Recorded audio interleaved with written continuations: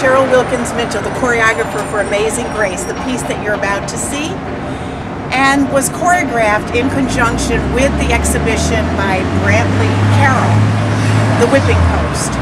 When I was speaking to Brantley Carroll about his work and the photography he was doing, representing the Middle Passage, we talked about Amazing Grace and how this beautiful song, which I had sung at my father's funeral, was tributed to a white man, former slave captain who later on became saved and born-again Christian, whatever he thought he called it. I knew the music, it couldn't have been. It couldn't have been. So in doing some research, I came across a version by Whitley Phipps, and it was amazing. It was beautiful, it was soulful, and he describes it as the pentatonic scale and based on the African sorrow chants of West Africa, which probably were heard in the belly of the ship during the Middle Passage. And when I heard his rendition, I thought, oh my God, that's it. That's what I want to choreograph to. But I wanted to take the piece, just like the exhibit, from Africa to present day and put my artistic creation to it. So what was that thread? And of course, it was the African music and movement, the dance.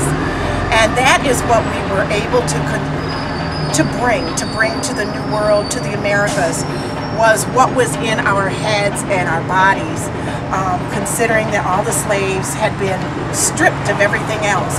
So it was whatever they could carry in their minds, their memories, their history, their oral tradition. And part of that was the music and the movement. So I used the African dancers to have that tying thread. And I only had a few minutes to tell this story from Africa to present day. I used our contemporary dancers to bring us to present day, and then I used Nicole Blue, who was also Sally Hemings in the exhibition, to represent the women. And you will see very quickly through the symbolism that I've used, she is actually the slave that is released when one of these slaves from the Middle Passage, represented by the Kuumba Project dancers, touches her feet. He releases her into the movement, and movement is freedom. Movement is freedom, and so that's why we embrace it, we are joyous with it, and the dance builds to this wonderful celebration movement. But you'll see her break out of there almost as if she's being pulled away from them. The African ancestors have her, but she's pulled away and she's raped, as it happens so often, by the slave masters, the slave captains, and on the ships during this Middle Passage and through slavery and beyond. And so she has this little segment, which was a very mature part for her to bring to the dance, but she didn't. There's also symbolism with the African slaves actually not always being docile, which is a myth, and actually the insurrection, which Brantley represents in his work, is represented by one of the boys actually fighting, and then he's caught and captured and bound again and dragged. There's symbolism with the dancers doing this movement as if they're hung, representing the lynchings, and then they go right into the Black Power sign. There's more symbolism with the modern dancers and how we are where we are today with our dancing and where we are as a people, African American people, because of our ancestors, and they're always with us. And so that's represented again with EDGY and Georgina and Josh doing the African dance and music, that thread that ties us all together.